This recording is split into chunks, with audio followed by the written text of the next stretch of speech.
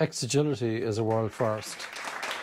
In it, myself and colleagues, we recommend some behaviours that need to be deleted, that need to be replaced. There are a number of behaviours, there are different stages if you like, but it's not a linear approach. You might be exhibiting really healthy agile behaviours to some degree, but there might be some basic behaviours that are still getting in the way. And so for that reason, it's not a linear approach. There are all sorts of other reasons as well. It cannot be a linear approach. I don't offer recipes here. My colleagues don't offer recipes. What we can say is that when you exhibit some behaviours, some things are likely to happen, and we prefer you not to do those things. For example, push is something we prefer you not to do, but you might still do it.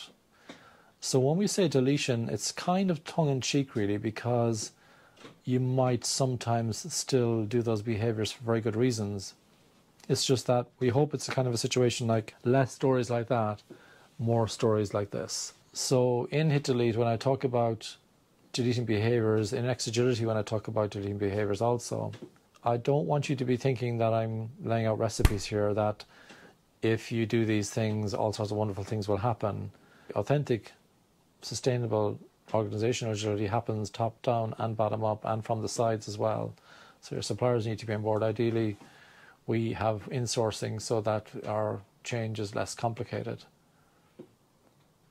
And we need to work together. And it's not as simple as, if you do this, all things are going to be wonderful. We'll decide together to do the next right thing. And the next right thing tends to be the next set of behaviours, but there could be other things as well that could be going on at a team level or team of teams level. But the behaviours that I'm talking about in this series, they do talk at all levels. So we need to be aware of what's going on at all levels. That means you need to be visiting teams more often in a more informal and relaxed way.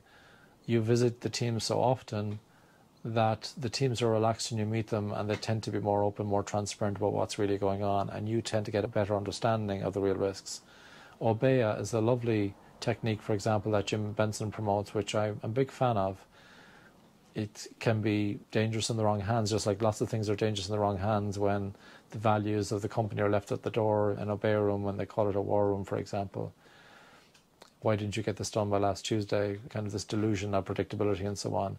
But in the right hands, when there's a focus on culture and behaviour and people in the Obeya room, as well as focusing on the work getting done and value getting delivered, techniques like Obeya can really, really help.